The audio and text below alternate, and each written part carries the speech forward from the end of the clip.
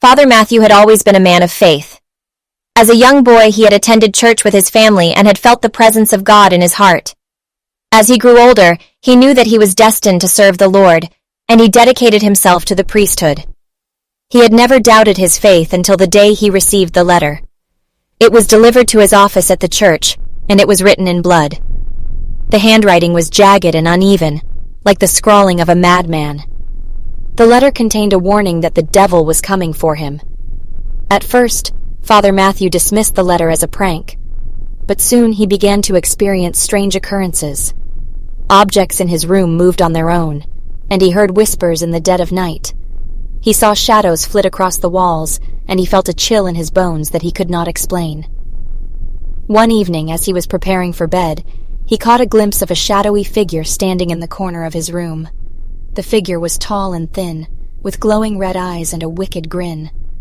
Father Matthew knew at once that this was the devil himself. He fell to his knees and began to pray, but the figure only laughed and vanished into thin air. From that day on, Father Matthew lived in fear. He knew that the devil was hunting him, and he didn't know how to defend himself. He spent hours poring over holy texts, searching for a way to banish the devil from his life. He spoke to other priests and experts in exorcism, but nothing seemed to work. The devil was always there, lurking in the shadows, waiting to pounce. Father Matthew's faith began to waver. He felt as if he was being tested, as if God had abandoned him. He started to wonder if the devil was right.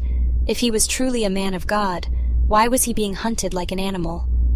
The days turned into weeks, and the weeks turned into months.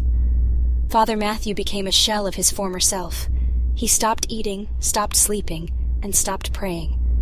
He was consumed by fear and despair, and he knew that he was losing his battle with the devil. One day, Father Matthew received a visit from a stranger. The man was tall and muscular, with a rugged face and piercing blue eyes. He introduced himself as Jack, a former soldier who had seen his share of battles. Jack listened patiently as Father Matthew recounted his tale of woe.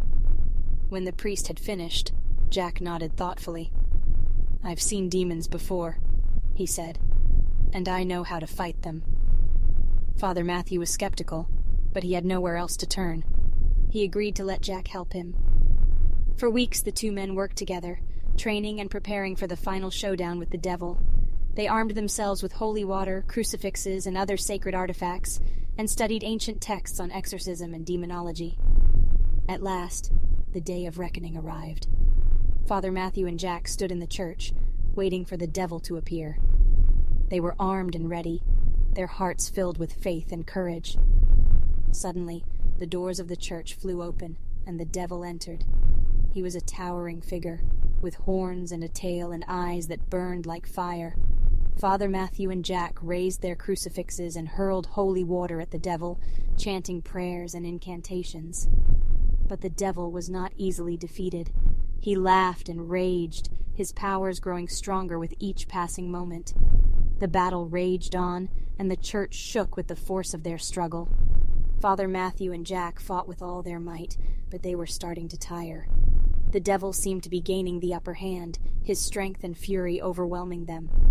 But then, something miraculous happened. A beam of light shone down from the ceiling, bathing Father Matthew and Jack in a warm glow. They felt a surge of energy, and their faith was renewed. With newfound strength, they resumed their attack on the devil. They fought with everything they had, calling upon the power of God to aid them. The devil writhed and shrieked, his hold on Father Matthew weakening. And then, with a final burst of energy, the devil was banished. He vanished in a cloud of smoke, leaving behind only the stench of sulfur and the memory of his evil presence. Father Matthew and Jack collapsed to the ground, exhausted but triumphant. They had faced down the devil himself, and they had emerged victorious. In the days and weeks that followed, Father Matthew felt a renewed sense of purpose. He had been tested, and he had emerged stronger for it.